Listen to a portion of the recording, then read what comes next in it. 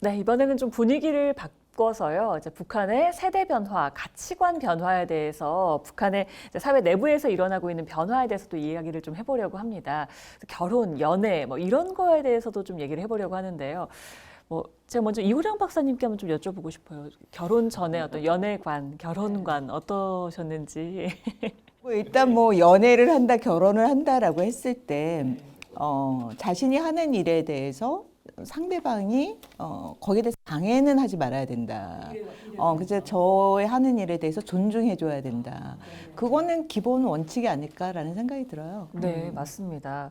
그게 지금 우리나라에서는 어떻게 보면 당연한 일로 생각이 되는데 북한에서는 또 그렇지가 않잖아요. 근데 북한도 조금씩 변화를 하고 있다라고 합니다. 최근에 드라마 백학벌의 새봄이 방영이 됐는데요. 2년 만에 이제 새 드라마가 나왔다고 합니다. 그런데 북한 드라마에서 보기 힘든 장면들이 굉장히 많이 들어있다고 해요. 예를 들면 남자가 이제 앞치마를 두르고 꽃무늬 앞치마를 하고 이제 음식을 나르고 요리를 하고 이런 모습도 나오고요. 또 자신에게 호감을 보이는 남성을 단칼에 거절하는 20대 여성이 나오기도 하고요. 또 한국 드라마 아닌가 싶을 정도로 굉장히 로맨틱한 대사들도 오가더라고요. 그런 상황 설정이나 이런 게 약간 우리나라 드라마 같은데 라는 생각이 좀 들었거든요. 혹시 드라마 보신 분들께서 어떻게 보셨는지. 북한의 입장에서는 상당하게 새롭게 나오는 드라마인 것은 확실하죠. 그러니까 많은 분들이 아마 아실 것 같은데 북한이 정말 남성 중심 사회거든요. 제가 바로 전해 들은 그러니까 고위 탈북을 한 부부가 이제 북한에서 오신 부분이 있는데 같이 그 집에 갔더니 그 남성분은 딱 소파에 앉아 있고 여성분 보고 재떨이 좀 갖고 오라고 그런 것들이 그 여성분이 갖다는 주면서 뭐 쭝얼쭝얼 했대요. 그랬더니 저 에미나이가 그 표현이 거칩니다. 북한식 표현이니까 이해해 주세요. 네, 저 에미나이가 뭐 북조선에 있을 때는 안 그러더니만 남조선에 오더니만 변했다고 뭐 그런 식으로 얘기를 했다. 그 정도로 이게 가부장적 남성 중심 사회인데 방금 말씀하신 그런 것들은 굉장히 큰 의미가 있죠. 가장 큰 거는 역시 북한에도 한류, 우리 문화가 계속 가니까 얘네들이 이것을 막느니 비슷하게 그냥 만들어서 한번 통제를 해보자. 이제 저는 그런 목적이 굉장히 강하다라고 생각을 하거든요. 왜냐하면 거기서 정말로 그렇다고 여성의 권위가 높아졌거나 그런 것은 또 아니에요. 우리가 우리 드라마를 뭐 보셔서 잘 알지만 우리 드라마는 그렇게 되면 결국 막 개인적인 욕망, 출생의 비밀, 막 사회 규범에 대한 도전 막 그런 것들이 막 나오잖아요. 여기서는 여성의 모습이 그렇게 비춰지지만 결국은 이 조직화된 사회 안의 틀에서 결정이 납니다. 그 이상을 바깥으로 나가는 어떤 개인의 욕망 그런 것들은 전혀 표출되지 않게 돼요. 그리고 결론을 보면 거기에 결국 조직과 공동체를 위해서 더 단단하게 그렇게 가야 되는 방향으로 결론이 납니다. 그러니까 그게 약간 흉내는 냈지만 결론은 다른 모습이 보인다. 저는 그 드라마를 보지 않아서 잘은 모르겠지만은 그래도 굉장히 그 내용만 지금 말씀하신 것만 봐도 좀 충격적이에요. 왜냐하면 박원공 교수님 말씀하신 것처럼 이게 북한은 굉장히 가부장적인 사회니까 아마 거기서 지금 제가 예상하는 드라마의 내용이라면은 아마 이거를 보시는 분들은 잘 모르실 텐데 80년대 때 우리나라를 휩쓸었던 드라마 사랑이 뭐길래 여기 이제 대바리 아빠 아세요? 들어는 봤습니다. 예, 부모님께 여쭤보세요. 그런 드라마가 있었어요. 마치 거기서 얼마 전에 돌아가신 그 이순재 선생님의 그 연기 그런 분위기를 생각을 하는데 오히려 그럼 그거를 건너뛰고 지금 우리나라 90년대 때부터 좀 나왔던 좀 달달하고 그런 드라마 내용처럼 간 것 같아서 아니 그 구성 자체가 세팅이 그렇게 된 것 같아서 굉장히 좀 놀랍다는 생각이 듭니다. 근데 또 하나는 좀 궁금한 거는 이제 그 북한 같은 이제 사회주의 국가에서는 또 아까 말씀하셨던 어떤 사회 구조 규범 이런 것들 중요하지만 또 무엇보다도 이제 혁명 이런 것이 또 중요한 자기 국가 체제의 그 어떤 프로파간다 이런 것들이 중요한데 과연 그 드라마들이 여기서 어떻게 녹여서 들어가는지 아니면 그거는 좀 약하게 나와 있는지 한번 저도 기회가 되면은 보고 싶다는 생각이 좀 드네요. 그 미디어 문법은 한국이랑 너무 비슷해요. 예, 그러니까 어쩔 수 없이 계속해서 자신들의 말씀하신 뭐 혁명이다 그런 걸 주장해봤자 이제 더 이상 젊은 세대, 북한에도 MZ세대, 장마당 세대라는 게 있잖아요. 더 이상 먹히지 않는다고 하니까 이제 그런 식의 문법을 따르긴 하되 최종적인 전달 메시지를 바꾸는 형태로 가는 거죠. 북한의 드라마 같은 것도 워낙 이제 뭐 사상성이나 규율을 중요하다 보니까 대사 하나도 이게 쉽게 바꿀 수는 없다라고 하더라고요. 그럼 실제로 이 장면들이 대중 드라마로 만들어졌다는 거는 실제 이 젊은 세대들의 가치관이나 이런 생활에 좀 변화가 실제 있었다라고 받아들여도 되는 걸까요, 승철 교수님? 저는 좀 변화가 있는 것 같다는 생각이 들어요. 제가 며칠 전에 뉴스를 봤는데 북한에도 그 겨울철엔 나를 위한 선물들이 생겼다네요. 우리 보면은 이제 나를 위해 선물을 사주는 경우가 있잖아요. 그 연말에. 그래서 북한 사람들이 어떤 걸 사는지 아십니까? 여성들이 주로 목도리와 스웨터 이런 것들을 구매해서 뭐 남자친구가 있건 없건 간에 올해 수고했으니까 나를 위한 선물을 사주겠다. 그래서 올해의 선물이 그거라네요. 그 MZ 세대들이 변화하고 있고요. 변화를 북한의 프로파간다를 만드는 미디어 전문가도 분명히 인식하고 있는 것 같아요. 그래서 이거를 이제 이 드라마 안의 요소로 녹여넣었다고 볼 수가 있는데요. 저도 이게 전체 드라마는 못 봤는데 그 뉴스 클립을 통해서 좀 봤었어요. 사실 저는 이게 새롭지 않다고 생각하는 게 뭐 1930년대 소련에서 사회주의 리얼리즘이라는 소설 그 장르물이 있었거든요. 거기도 이데올로기는 들어가되 현실을 아주 극사실적으로 묘사합니다. 그런 문법을 그대로 차용하고 있고요. 보면은 이런 것들이 2017년에 중국 드라마인데 인민의 이름으로라는 드라마가 있었습니다. 거기 보면 저도 이제 클립으로 보면서 좀 재밌었던 게 부정부패한 관료들 그리고 무능력한 뭐 사람들 이런 것들을 여과 없이 다 보여줘요. 중국 드라마인데 중국이 자기 좋은 현실을 얘기해야 되는데 지저분한 거리, 무능력한 사람들, 당간부들의 부패를 보여주는 이게 흥미로운 거죠. 사실 이런 문법들을 그대로 가지고 와서 MZ세대들에 맞춰서 좀 만든 것 같다는 생각이 듭니다. 그렇다면 공감을 얻어내려고 하는데 근데 중요한 건 저희 원칙은 동일합니다. 혁명의 이데올로기와 김정은에 대한 찬양 이런 부분들은 있는데 이거를 되게 톤다운했다고 볼 수 있다고 생각합니다. 예. 결론은 결국 그곳으로 가는데 그 결론까지 보게 하기 위해서 그런 재미 요소를 넣은 것도 분명히 있어 보입니다. 박원곤 박사님 얘기하신 게 저는 조금 귀에 꽂혔어요. 그러니까 이게 아까 앞에 우리가 논의하던 것 중에 한류를 포함해서 우리 쪽 문화가 너무 막 들어가니까 2020년에 대대적으로 반동사상 문화 100여 번 만들어서 통제를 하잖아요. 그런 흐름으로 관리하고자 하는 의지가 있는 반면에 이렇게 백학벌의 세범과 같은 방식으로 숨통을 좀 트여주면서 관리하는 방법이 또 있는 거 아닌가. 이런 뭐 관리의 다양화 뭐 이런 생각이 좀 뭐 그런 해석이 맞는 것 같습니다. 백학벌의 세봄인지 어제 드라마 장면을 조금 본 것 중에 하나가 그 남자친구의 어머니가 그 여자친구를 만나서 우리 아들 만나지 말게 하는데 이건 너무 우리나라 드라마에서 너무 보던 한국스러운데요. 네. 거예요. 그래서 아마 이런 걸 정말 넣어주면서 우리 드라마 봐라. 밖에 그러니까 이게 거 보지 마라. 정치 이념은 여전히 통제하되 이 사적 감정, 사람의 마음이라는 건 통제할 수 없잖아요. 더군다나 우리 한국 문화라는 거에 영향력이 막강한데 북한 주민들의 상당수도 우리가 탈북자 인터뷰 해보면은 20대 같은 경우에 6위에서 70%까지 한류에 대한 뭐 드라마나 음악을 다 듣고 왔다라고 얘기를 하니까 그 정도까지 가니까 이 뭐 사적인 관계나 감정 표현 같은 경우에는 북한 당국에서 좀 관리 가능한 수준까지로 약간은 허용하지 않는가. 대신에 이제 정치 이념은 더 꽉 잡는 이제 그런 방법을 쓰고 있다고 판단이 됩니다. 실제로 여성들의 변화가 좀 많다고 합니다. 북한 여성들이요. 뭐 길거리 헌팅이나 소개팅은 뭐 워낙 자연스럽게 하면서 익숙해졌다고 하고요. 우리가 이게 소개팅 어플이 있잖아요. 우리 젊은이들은. 근데 여기는 뭐 그렇게 할 수는 없으니까 전화 돈 중매라는 게 있다고 합니다. 그래서 전화로 사람을 연결해주는 중개업체에 돈을 내고 원하는 스타일의 이상형을 소개받는 거라고 합니다. 그런데 여성이 마음에 드는 남성에게 먼저 뭐 플러팅하기도 하고 이런 게 좀 자연스러워지고 있다고 하니까 분명히 변화는 있는 것 같은데 이 변화의 조짐이 언제부터 좀 시작됐다고 봐야 할까요? 변화의 조짐은 2000년대부터 시작이 됐는데 아마도 많은 분들이 알고 계시는 이른바 고난의 행군이라 해갖고 1990년대 중반에서 후반까지 뭐 적게는 30만 명에서 100만 명이 굶어 죽었다. 근데 사실 고난의 행군이라는 것은 그것을 미화한 표현이고요. 북한 주민들 사이에는 미공급식이라고 불립니다.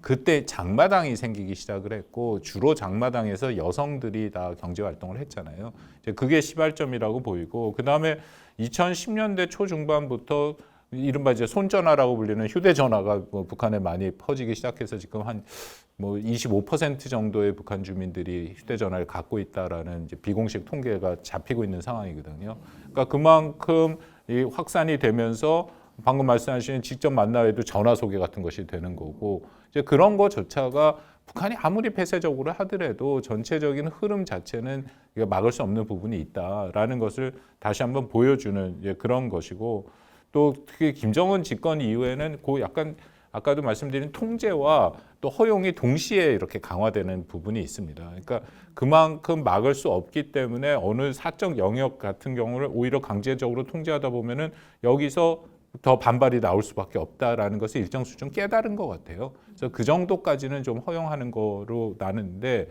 제가 늘 생각하는 게 이게 그 워낙 댐이라는 것도 조금 구멍이 나기 시작하면은 이게 계속해서 그렇죠. 커질 수밖에 네네. 없잖아요. 그러니까 과연 북한이 통제 체제를 그렇게 강력하게 유지하다가 이런 식으로 개인적인 사적 영역을 허용하다가 보면은 이것도 결국 통제할 수 없는 수준까지 갈 수도 있지 않을까 그런 생각이 듭니다. 일종의 임계치가 어디냐의 문제인데요. 그러니까 이제 저도 외부에서 긍정적인 관여를 하든 아니면 뭐 어떻게 뭐 비밀스러운 방법으로 우리 드라마가 넘어가든 북한에게 물꼬가 자꾸 터져서 어느 순간 딱 넘어가는 임계치 어떤 그거는 분명히 그 크리티컬한 포인트는 올 거라고 생각을 하는데 그러면서도 한편 또 우리가 이거를 생각해 봐야 될 게 2014년, 15년 우리 그 개성 닫기 직전에요. 제일 많이 할 때가 5만 명 좀 더 했어요. 4인 가족 기준으로 20만 명이 이제 남한에 뭐 거기에 의존한 셈인데 근데 그게 안 넘어가는 거잖아요. 그죠? 요게 파급 효과가 생기고 요게 퍼져 나가야 되는데 개성 주민이 한 20만 명이나 우리 이렇게 의존하는데 요거를 이제 못 넘고 어느 순간에 그냥 북한이 확 통제를 해 보니까 또 그냥 폐쇄해 버리고 이런 거. 그래서 뭐 반복될 수 있죠. 우리 또 계속 트라이 하는 거고. 그래서 우리의 뭐 보이지 않는 힘 이런 게 조금 더 적극적으로 넘어가서 그 임계치를 우리가 좀 전망할 수 있는 그런 상황이 좀 됐으면 좋겠습니다. 결혼도 결혼이고요. 이제 북한 역시 출산 문제에서 또 저출산 문제가 굉장히 심각하다고 합니다. 그 합계 출산율이요. 인구 유지선인 2.1명에도 굉장히 못 미치는 상황으로 지금 전해지고 있거든요. 근데 북한도 저출산 문제가 심각해지면 그에 따르는 문제들이 좀 많을 것 같은데 어떻게 보세요? 많아질 수밖에 없는 것 중에 하나가 북한은 어떻게 보면 병영 국가잖아요. 그러면 일단 많이 낳아야지 그거를 100만 대군을 유지하는데 가장 첫 번째가 북한이 지금 계속해서 그동안 3대 세습 체제를 유지해 왔던 것이 군에 대한 의존이고 군에 대한 정책 강화였는데 이 부분이 어떻게 보면은 흔들릴 수가 있다라는 점에서 저는 이 출산의 문제가 우리도 지금 보면은 병력 문제에서 가장 큰 문제 중에 하나가 출산율 저하로 인해서 국방력에 지금 뭐 이제 20만 유지하기도 힘든 수준이다라고 할 만큼의 굉장히 큰 도전 과제거든요. 그런 측면에서 북한도 김정은 머릿속에서는 이 아이를 낳지 않는 것이 그 머릿속에는 바로 병력 부분과 연결이 되지 않을까라는 생각이 체제가 듭니다. 흔들릴 수 그렇죠. 있는. 체제가 네. 흔들릴 수 있는 불안정 요소로 바라볼 거라는 생각이 듭니다. 근데 저는 약간 또 걱정이 되는 게 북한의 여성의 인권을 생각하면 북한은 우리가 흔히 동원 국가라고 얘기를 하잖아요. 그러니까 거의 노력 동원 그런 또 노동에 대한 동원을 통해서 가는 국가이기 때문에 만약에 여성의 저출산이 계속 문제가 되면 압박이 들어갈 거라는 거죠. 반드시 낳아야 된다. 뭐 그렇게 되고 더 낳아야 된다. 그리고 만약 낳지 않으면 거기에 대해서 거기에 불이익을 막 주면서 또 심지어는 처벌까지도 하는 그런 그게 충분히 가능한 국가니까 아니면 또 우리가 앞에서 얘기했던 것처럼 출산을 일종의 애국 행위로 또 막 포장을 해갖고 뭐 다동이를 가진 이 어머니의 상을 뭐 본받아라 막 그런 식으로 해갖고 또 한참 선전할 가능성도 있는 거죠. 실제로 그래서 북한이요 이런 점들을 위험 요소로 인지를 하고 있습니다. 그렇게 얘기를 하고 조직보다 나를 우선시한다라든지 뭐 개인주의에 물들었다라면서 젊은 세대를 이른바 MZ 세대를 꾸짖는 분위기라고 합니다. 근데 이런 MZ 세대가 이제 사적인 것, 그러니까 개인주의가 점점 강해지고 있는 거잖아요. 사적인 행복의 추구를 하는 게 좀 더 강해질수록 북한 체제나 사회 전반 진짜 영향이 크게 미치겠죠. 그 김정은 리더십이 결국 뭐 그런 문제들 개인의 감정에 충실한 뭐 행동, 뭐 언행, 뭐 연애관 이런 것들을 어디까지 효과적으로 수용할 수 있느냐 뭐 북한 체제 내에서 리더십이 그걸 어디까지 이렇게 통제 가능한 범위라고 이해를 하느냐 이런 게 문제가 될 텐데 결국은 뭐 인간 사람들이 사는 세상이라 볼 때는 그거의 크기와 수용의 폭이 어디까지인지는 뭐 정확하게 예측하기는 어렵지만 점점점 개인의 감정에 충실한 이런 현상이 더 일반화되지 않을까라는 생각을 해봅니다. 네, 네. 진짜 북한이 이 출산 문제에 굉장히 신경을 쓰고 있다라고 느낀 게요. 제가 약간 퀴즈로 좀 지금 얘기를 드리려고 하는데 북한이 2 이상의 자녀를 낳은 부부에게 뭔가를 준다고 합니다. 뭘 줄까요? 이거를 들으시면 북한이 진짜 간절하구나라는 걸 깨달으실 겁니다. 당원? 네, 근데 맞습니다. 실제로요, 당원 자격 혜택을 준다고 해요. 그래서 조선 노동당원이 되게 되는 건데, 이 조선 노동당원이 되면은, 그러니까 뭐 아까 그 느끼는 메리트는 별로 없을 수 있지만 특권들이 뭐 여러 가지 있지 않습니까? 그러니까 그런 특권을 누리게 되는 거기 때문에 그냥 2 이상 자녀 낳으면 뭐 어떤 절차나 규칙 없이 그냥 무조건 입당을 시켜준다는 거예요. 북한에서 이미 이제 요새로 치면은 북한에서 구닥다리 얘기예요. 출세의 기준이라는 게 매고 찬다라는 용어가 있었어요. 맨다라는 건 뭐냐면 옛날에 노동당원증이 워낙 귀하니까 이거를 잃어버리지 않게 해서 이렇게 줄에 맵니다. 찬다라는 건 뭐냐면 권총을 찬다라는 거예요. 군관이 된다는 얘기거든요. 그만큼 노동당원증이라는 게 북한 내에서 이른바 출세를 위해서는 굉장히 중요한 수단이고요. 과거에는 이게 노동당원을 노동당 가입 신청을 한다고 그리고 또 자격이 돼서 가입 신청을 한다고 해서 곧바로 당원이 되는 게 아니에요. 일정 시간을 기다려야 되는데 이게 당겨질 수 있는 유일한 게 화선입당이라 그래서 말 그대로 불화자에다가 선선자입니다. 이게 전쟁시나 이런 때 굉장히 그다음에 노력동원에서 중요한 공을 세웠거나 그러면 그런 절차 없이 곧바로 입당이 돼요. 그러니까 지금 이 자식 2 이상 낳은 세대들한테는 화선 입당 시켜주겠다는 얘기예요. 근데 이게 2 이상 실제로 북한의 계급 정책상 이게 주택을 배정받는 데도 그렇고요. 거주지를 배정받는 데도 그렇고 노동당원이냐 아니냐가 굉장히 중요한 기준이 돼요. 그러니까 이거는 그냥 돈으로 따질 수 없는 굉장히 큰 혜택이라고 봐야 됩니다. 대학 가는데도 그것도 이제 당연히 영향을 주죠. 그러면 이제 북한 주민들이 느끼기에는 별 메리트가 없다라고 할 수 있지만 실제로 혜택은 좀 있기 때문에 어쨌든 굉장히 큰 조치긴 하네요. 근데 여자 입장에서는 네. 당원증 가질래? 애 그냥 하나만 낳을래? 하고 물으면 나 애 하나만 낳는다 그럴 것 같은데. MZ 세대를 생각했을 때는 말씀하신 것처럼 진짜 MZ 세대 생각했을 때는 실효성이 있는 뭐 느낌은 좀 안 든다라는 생각도 들기는 하네요. 한 가지 사례를 좀 말씀드리면 최근에는 북한이 워낙 다 이 국경을 막아서 탈북이 많이 이루어지지 않고 있는데요. 요 전까지만 해도 탈북이 이루어질 때 최근에 탈북의 추세는 기획 탈북 같은 거거든요. 그러니까 가족들이 다 계획을 세워서 일단 주로 여성들, 엄마가 먼저 탈북을 하고 그리고 나서 여기서 돈을 벌어서 북한한테 송금, 북한 쪽에 자기 자식들이나 뭐 남편한테 송금을 합니다. 그런데 그 가장 최근에 한번 그 심층 인터뷰를 했더니 그 여성이 한국에 이제 탈북을 해서 했던 엄마가 자기 딸은 어떻게든지 데려와서 한국에 살려고 하는데 아들은 이제 오지 말라고 한다.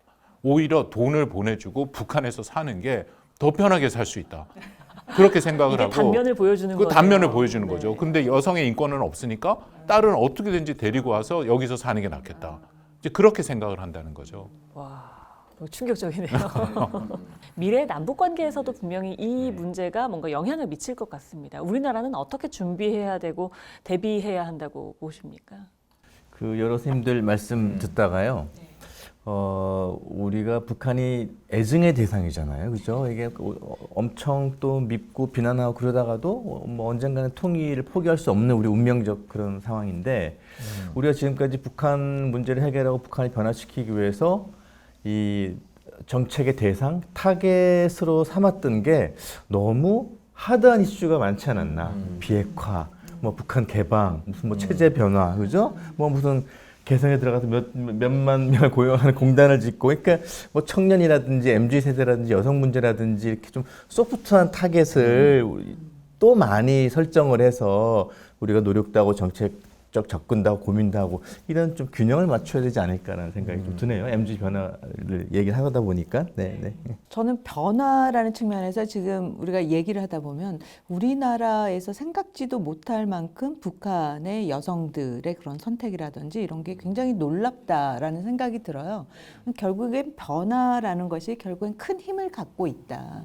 지금 여기서 봤을 때는 우리가 북한의 변화라는 게 잘 보이진 않지만 북한의 여성 한 사람 한 사람의 그러한 변화가 뭉쳐져서 어떻게 보면 결국엔 또 다른 그 어떻게 보면 변화의 힘을 만들어내서 변동을 갖고 올 수 있지 않을까라는 생각이 들어요. 그래서 그런 측면에서 우리 박 교수님께서도 말씀해 주신 그런 부분에 우리가 좀 관심을 갖고 그런 부분은 남북관계 발전이란 부분과 연결시키는 것도 정책적으로 개발할 필요가 있겠다라는 생각이 듭니다. 언젠가 임계점을 정말 넘는 시기가 올 수 있으니까 대비를 해야 될 것으로 보입니다.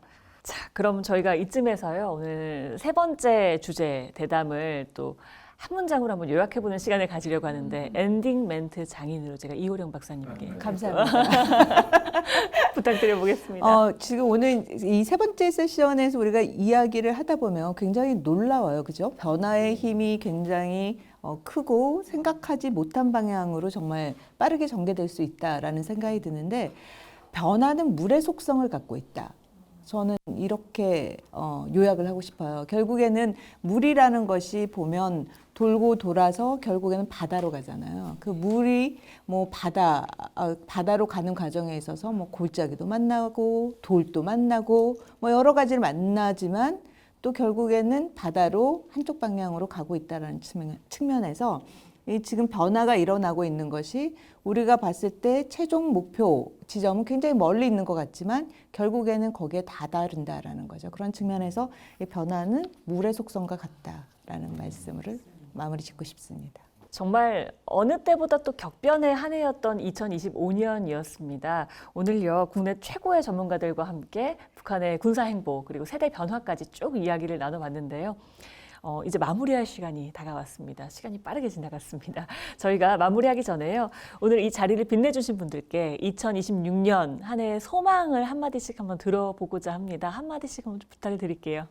앞서서 박 교수님 좀 얘기를 하셨는데 이제는 북한을 체제 경쟁의 시스템을 넘어서 가치 공감의 프레임으로 좀 바라봐야 되지 않을까라는 생각을 해봤고요. 사실 이런 거시적인 이슈보다 미시적인 이슈를 다룰 때는 그들이 어떻게 살아가고 어떤 삶을 꿈꾸는지에 대한 이해가 필요한 것 같아요. 그래서 이제 그들 다른 문화라는 마음으로 이해를 해서 어떤 의미에서 이제 문화 다양성에 대한 커뮤니케이션 노력을 좀 많이 해야 되지 않을까. 그래서 우리나라에 있는 젊은 세대들 사실 북한 통일 문제에 관심이 좀 많이 적어지긴 했어요. 이런 부분에 대한 이해를 만들 수 있는 한 해가 되었으면 좋겠습니다. 작은 물방울이 큰 바위를 깎고 쪼개기도 하듯이 25년도를 되돌아보면은 어쨌든 북한이 외부와의 이렇게 그 접촉이 좀 있었던 건 사실입니다. 그러니까 중국 전승절에 올라가서 그 세 명의 권위주의 지도자가 선 게 그렇게 좋아 보이진 않지만 어쨌든 그런 방식이라든지 또 북한군이 러시아에 파병이 되어서 어쨌든 또 다른 형태의 접촉이 생긴다든지 북한이 갈마지구 관광 단지를 개발을 해서 외국인을 불러들인다든지 이렇게 접촉의 면이 점점점 이렇게 넓어지는 그런 계기가 2026년에 더 많이 생겨나기를 바라고요. 우리가 뭐 북한이랑 전쟁을 할 수도 없는 거 노릇이고 해서 그런 수많은 그런 접촉의 면들이 북한 사회의 변화의 물꼬를 트는 그런 역할을 하기를 한번 기대해 보겠습니다. 네, 보면 우리가 북한 문제를 이야기하면 항상 뉴스의 헤드라인을 차지하는 것이 바로 김정은이 뭐 했다. 북한의 무기 전시회에 뭐가 나왔다라는 중심으로 굉장히 하드한 이슈들 중심으로 이렇게 나왔는데 실질적으로 앞서 우리가 논의한 것들 보면 많은 변화는 북한 주민들 한 사람 한 사람에게서 나타나고 있다라는 거죠. 그래서 우리가 북한 문제를 다룰 때 그 무대의 주인공은 김정은이나 북한의 무기가 아니라 바로 북한 주민들이다라는 쪽에 우리가 좀 초점을 맞출 필요가 있지 않을까라는 생각이 듭니다. 네, 2025년을 되돌아보면은 뭐 우리나라를 비롯해서 우리나라 여러 대외적 환경들이 참 힘들었던 그런 시간이었던 것 같습니다. 하지만 이제 해가 뜨기 전이 가장 어둡다라는 그런 말을 기억하면서 2026년에는 새로운 밝은 빛이 우리나라 위에 왔으면 좋겠습니다. 매년 똑같은 소망을 하는데 이루어지지 않지만 결코 포기할 수 없는 소망이라고 생각합니다. 저는 정말 한반도의 안정과 평화, 통일의 디딤돌이 생기기를 원하고요. 그것을 위해서는 북한이 핵을 포기하고 또 남북 관계가 개선되기를 여전히 좀 요원해 보일지 모르지만 새해의 소망으로 다시 한번 생각해 봅니다. 네, 그 박원순 교수님 그 의견에 전적으로 동의하고요. 그러려면 북한 체제상 북한 권력 엘리트들, 특히 북한 최고 지도자인 김정일이 바뀌어야 될 거예요. 1984년 1월 8일생이니까 지금 2006년 기준으로 42입니다. 우리 사회에서 영포티라는 말이 있어요. 나이값 못하는 어른이라는 얘기죠. 이제는 이 좀 새해에는 김정은도 영포티적인 이미지보다는 좀 부록의 의미를 아는 그런 지도자로 좀 거듭났으면 좋겠습니다. 뭐 어른으로서 또 얘기를 해주시니까 이 얘기가 닿았으면 좋겠습니다. 네, 정말 2026년에는요 한반도에 더 좋은 평화와 안정이 있었으면 좋겠고요. 우리 모두에게는 더 따뜻한 온기가 자리하는 그런 한 해가 되었으면 좋겠습니다.